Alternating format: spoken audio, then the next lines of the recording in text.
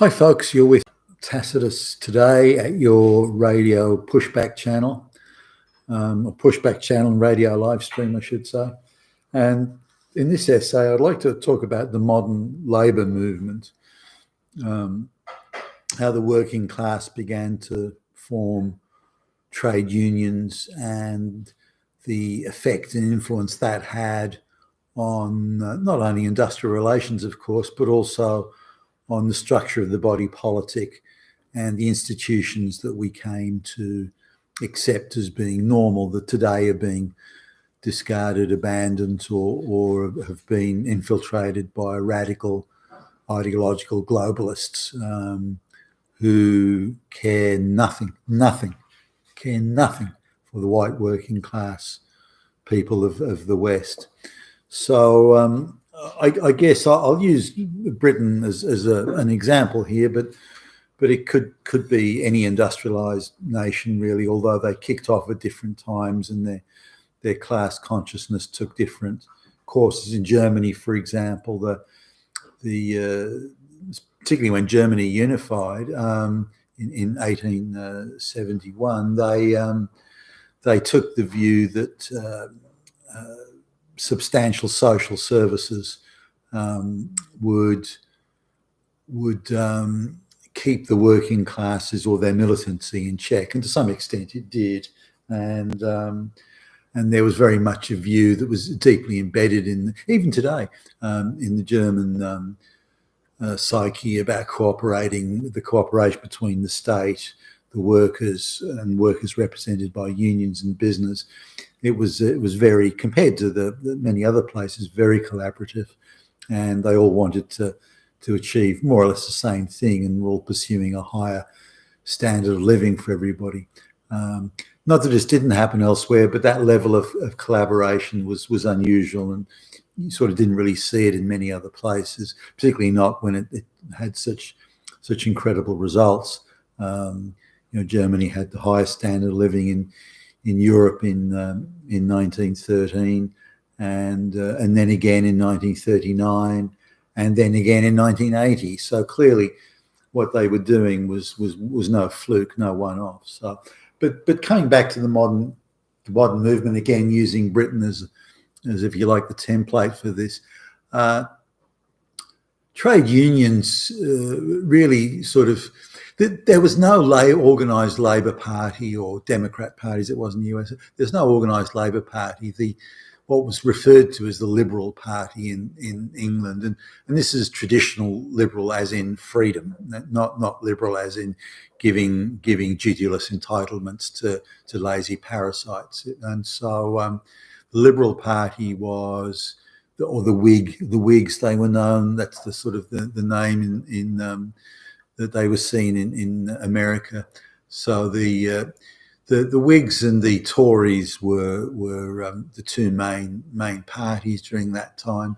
There was no such thing as a Labour Party or any organised Labour, but the Liberal Party was perceived for really political expediency that if they increased the votes among poorer people, that a higher proportion of those people would vote for them. So it made good political sense to change the voting laws. So there were some key sort of areas, key times.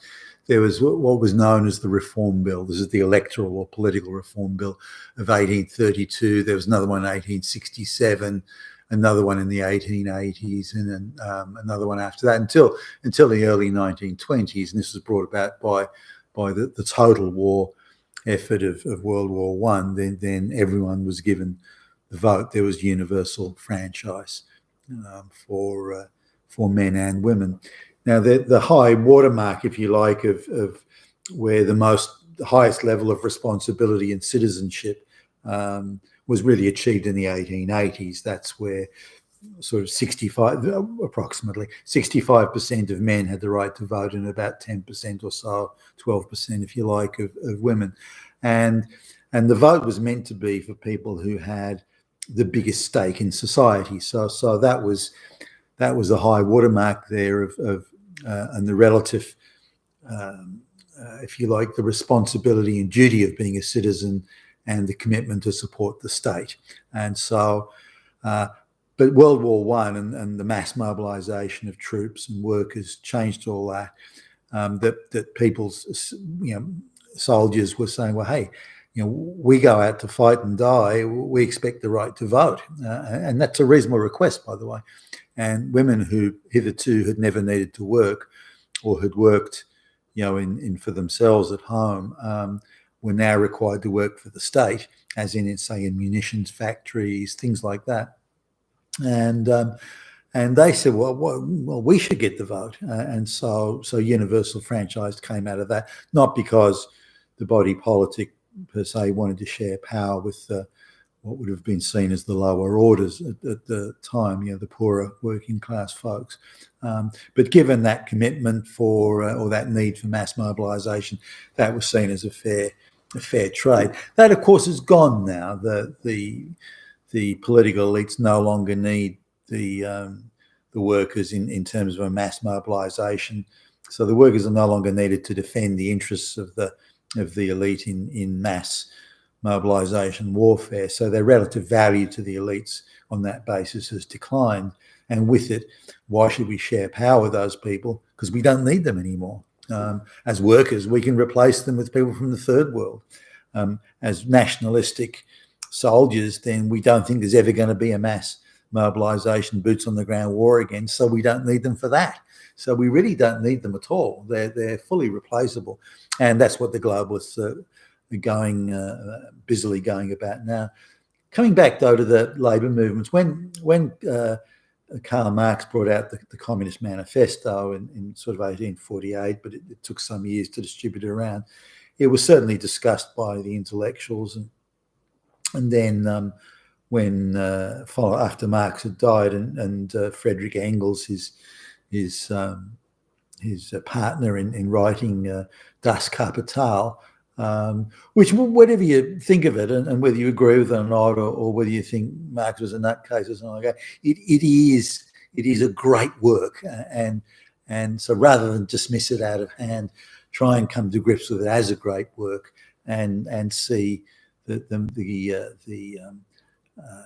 the effort that was put into it and the logic he applies. It's not perfect, and there are flaws in it, as there are, by the way, in the works of John Maynard Keynes or anyone else, but at least treat it as a great work, and that he raised some very interesting principles of surplus value and things like that, which are in not completely, but in many ways are still valid today. So Marx raised the class consciousness and the economics of understanding society and thus the working class, or the underprivileged, as we could see. Labour movements began to spring up around the place. The most industrialised countries tended to have the highest participation rates in this new awareness of things like trade unions and the like. And some of the workers weren't being treated so well, as I think a lot of people be aware. If you worked in the coal mines or any mining job, you were forced to buy everything you needed from the company. And if you wore out the shovel or any other working implement, you had to pay for that and pay for its replacement. That came out of your wages. I mean, that was outrageous. But these were sort of conditions and that workers were put through and could be put off at any time and things like that. So there was a lot for the unions. There was a lot of grievances there that needed collective action to address. And so unions were an inevitable consequence of that situation. And in my view, at least, they were thoroughly justified at the time, and also later on as well. Now, the trade unions ended up realising that they had to form their own political party, and that's where the Labour Party came in, certainly in Britain. And that was sort of, the labour movement was quite big in the 1890s, and in just after, I think, 1900, 1901, they formed a political party in England called the Labour Party, and in the late 1920s they were able to form government, and in England at least, or Britain at least, the first Prime Minister Ramsay MacDonald. Now, this was a huge achievement, really. They'd come from nowhere, and they not only were able to form government in the late 1920s, but equally they were able to supplant the Liberal Party. So the Liberal Party that had been, unassailable even 10, 12 years earlier had been obliterated by the Labor movement. So all the work, not all, but many of the workers that supported the Liberal Party, which had been, if you like, the de facto sympathetic ear for organised labour, or more for the working man, the trade unions and the Labor Party almost, well, some say it did merge, and that formed the political wing of the Labor movement, which was quite a success. Now they didn't last too long. They were thoroughly trounced in the 1935 election. And this is in England when Britain, when of course the Great Depression was on then, and they were seen as having failed substantially in delivering better quality of life to the working man, and they were instead busily trying to balance budgets and things of that nature. But when just going back and looking at some of the early manifestos of this labour movement, you couldn't call them radicals. They were seen as communist firebrands, but not in the early days. Their concerns. I mean, I'm reading now off a list, an early 1900s list of what they perceived was the big issues of the day, or certainly in regard to the working man. They wanted to break up all monopolies, all commercial and business monopolies, because they rightly determined that monopolies allowed the companies to exploit their market power to put prices up and to charge more money than was fair. They also wanted a fair rent. A lot of the property was owned by quite a small number of people. That of course changed later, but we're going back to that situation now, where property will be held in fewer and fewer hands, and not only can they stick the rent up, but if you have the wrong opinions or wrong views, or displease some pink and blue haired bureaucrat, then you can be kicked out of your house.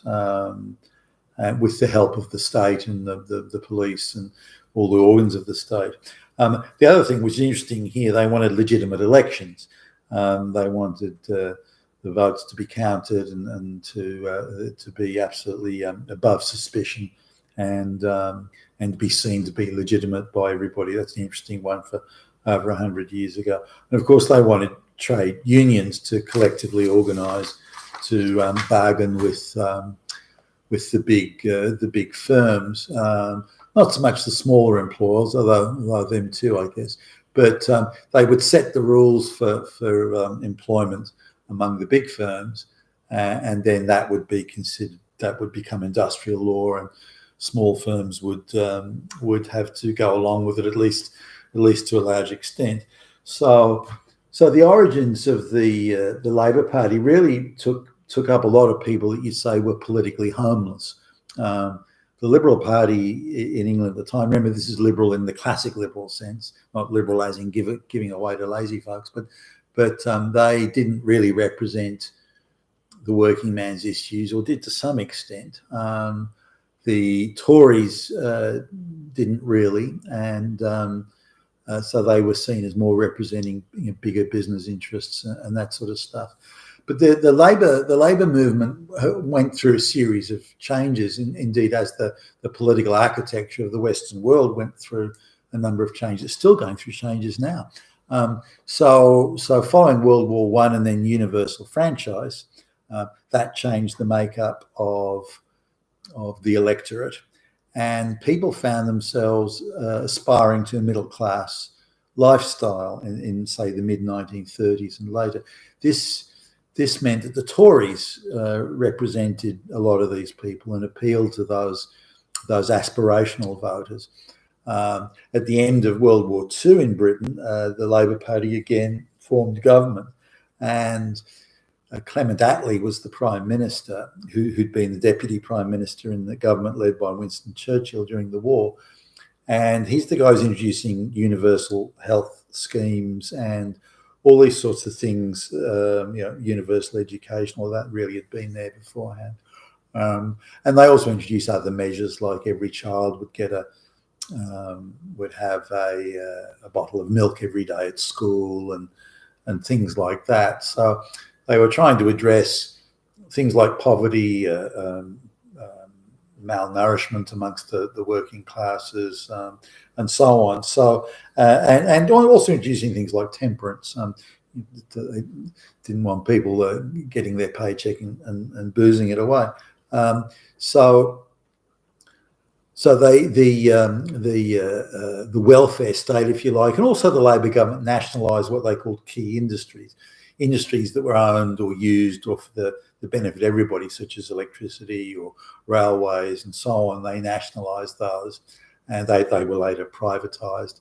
Now, the nationalisation was I agree that there are some industries should be nationalised, but politically it's deadly, because governments, when they look at nationalised industries, and if they see unemployment increasing anywhere, they'll simply hire vast numbers of unemployed people to go and work in these public utilities. So that'll artificially reduce unemployment, but it makes these industries then so bloated that they're never going to make a profit, and they're always going to run at a terrible loss, but because they're being used for political ends rather than to try and service the needs of the populace, of the voters.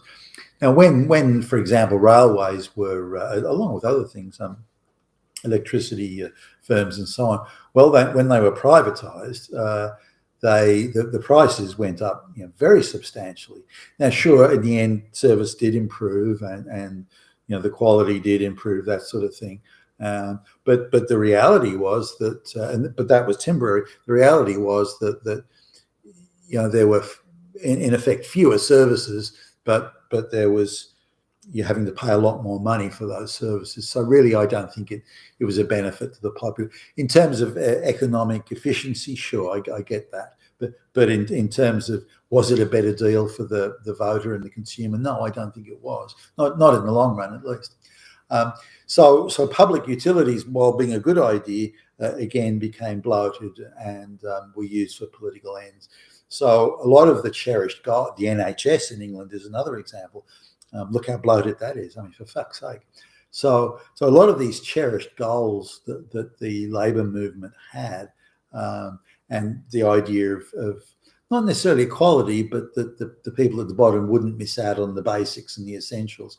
I thought that was laudable. Still think it is today, but it morphed into vote buying, bloated bureaucracies, and a political opportunism run rampant. So in that sense, it failed. Now, moving to the sort of modern era,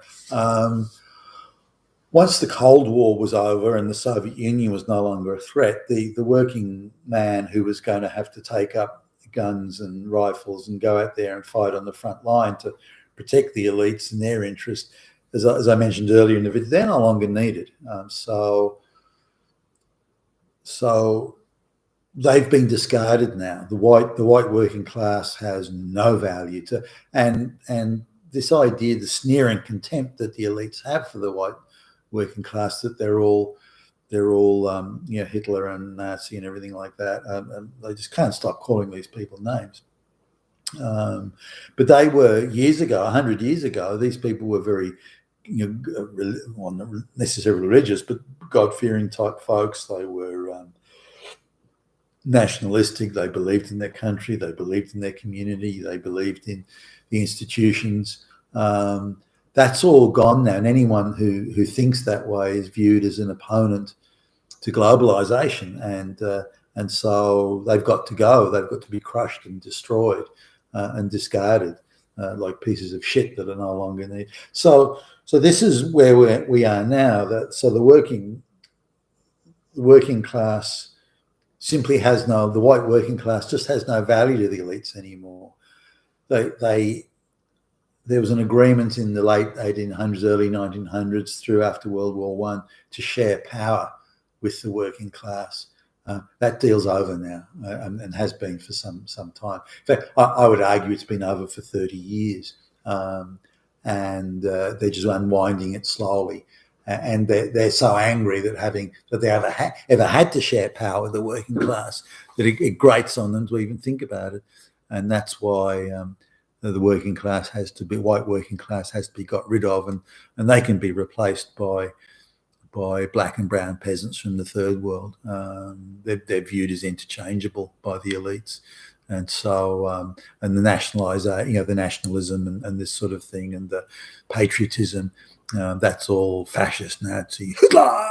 And but if America was invaded tomorrow by whoever, and the elites felt they're under threat, they would want those same people they spit on today to take up rifles to defend the elite interests. That's how fucking pathetic the elites are. But anyway, that's my take on it. Just a bit of background. You've been with Tacitus today at your Pushback channel, and thank you for listening.